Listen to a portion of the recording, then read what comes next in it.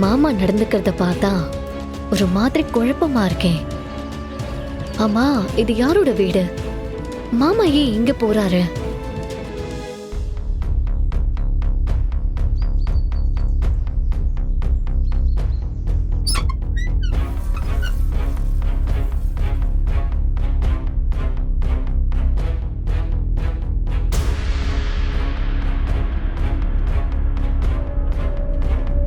இந்த டேப்லெட் எல்லாம் போட்டதுக்கு அப்புறமா சாப்பிடலாம். இன்னைக்கு நான் உனக்கு பிடிச்ச சாப்பாட்டை வாங்கிட்டு வந்திருக்கேன்.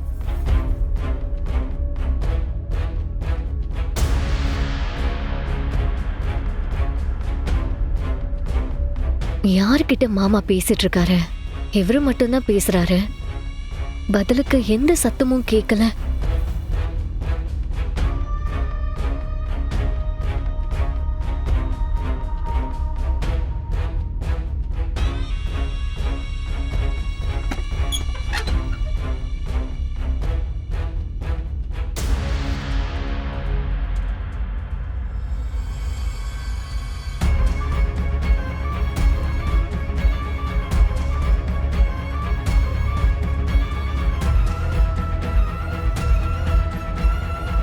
அம்மா,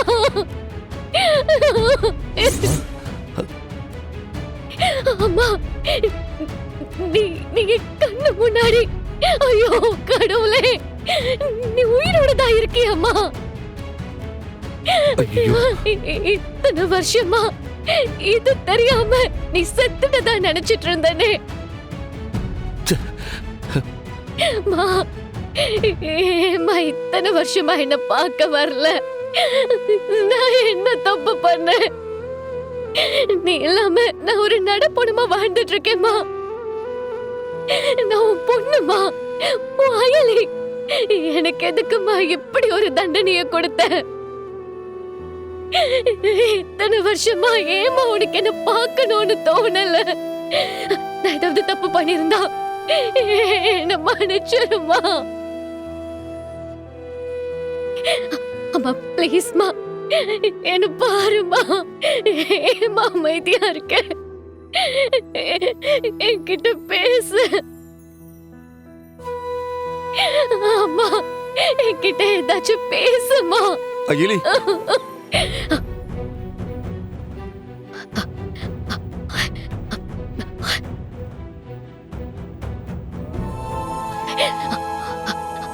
அம்மா ஏன் மாமா என்கிட்ட பேச மாட்டேங்கிறாங்க?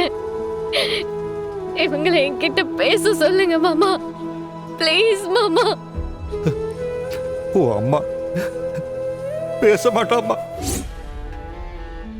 அர்ச்சனா கோமாவுல இருந்து இப்பதான் கொஞ்சம் கொஞ்சமா மீண்டு வந்துகிட்டு இருக்கா. என்ன மாமா சொல்றீங்க?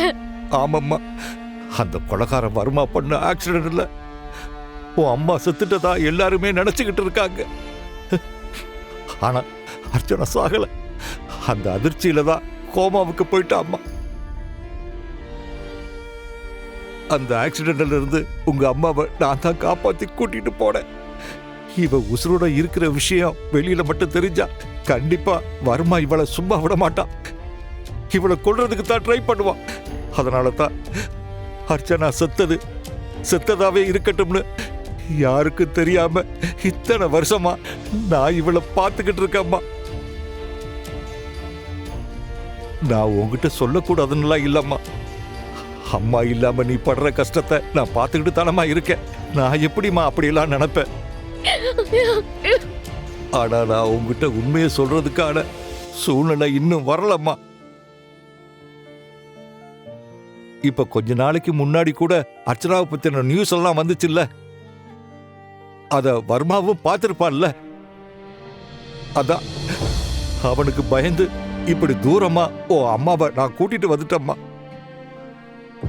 ஒண்ணு அந்த வர்மாவுக்கு ஒரு முடிவு வரும், இல்லைனா அர்ச்சனா மறுபடியும் குணமாயி பழைய மாதிரி வந்துருவான்ற நம்பிக்கையில தான் உங்ககிட்ட நான் இத்தனை நாள சொல்லாம நான் மறைச்சிட்டம்மா.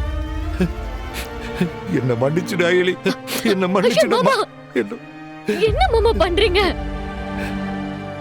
உங்களை புரிஞ்சுக்காம நானும் ஏதேதோ பேசிட்டு மன்னிப்பு கேட்க வேண்டியது நான் தான் மாமா. விடு அயலி, நீ தானமா பேசுன. எல்லாம் விதிமா. சரி. என்ன சித்தப்பா, கபிலன் போன் எடுத்தானா இல்லையா? இப்பதாம்மா பேசுனேன், வந்துகிட்டு இருக்கிறதா சொன்னான். சித்திக்கு கால் பண்ணீங்களா? இருங்க, நானே சிவாவுக்கு கால் பண்றேன். வேண்டாம் இந்திரா, எல்லாரும் தான் வந்துட்டு இருக்காங்களாம்மா. மாமா, கான்ஃபரன்ஸ் என்னாச்சு? நல்லபடியா முடிஞ்சிச்சு. எல்லா டாக்குமெண்ட்ஸையும் சப்மிட் பண்ணியாச்சு. இதுக்கப்புறம் மீடியா சைட்ல இருந்து பிரஷர் வேற கொடுத்துட்டு இருப்பாங்க. அந்த வர்மாவால போலீஸ் கிட்ட இருந்து தப்பிக்கவே முடியாது. மாட்டினான்னா கண்டிப்பா தூக்கு தண்டனை தான் கிடைக்கும். அதுக்கப்புறம் எதுவும் அவனால பண்ண முடியாது. சித்தப்பா, இப்பதான் எனக்கு நிம்மதியாவே இருக்கு.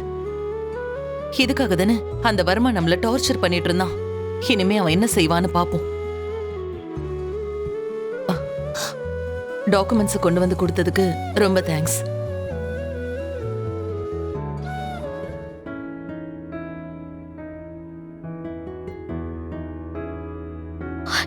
சிவா வாங்க. என்ன ஐலி, வாங்க. என்னாச்சு? ஏய் ஐலி, சொல்லு. வாங்க சொல்றேன். என்னன்னு கேக்குறல்ல.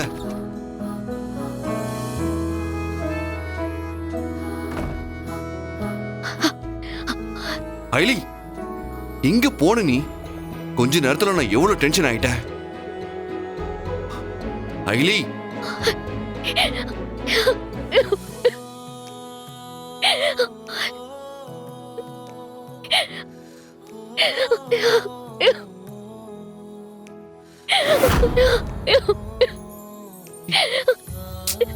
ஐலி, என்னாச்சு?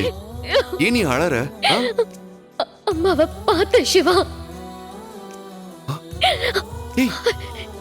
இல்ல, எனக்கு புரியல.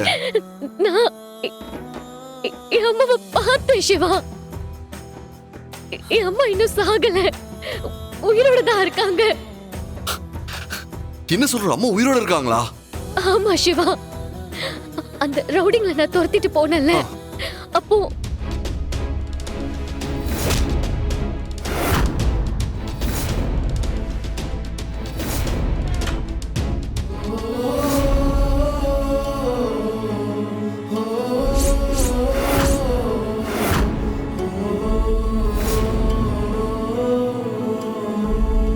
என்னால நம்பவே முடியல சிவா.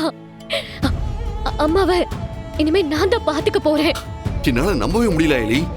இத்தனை வருஷமா நீ இதுக்காக தானே ஏங்கிட்டு இருந்த. எனக்கு ரொம்ப சந்தோஷமா இருக்கு ஐலி.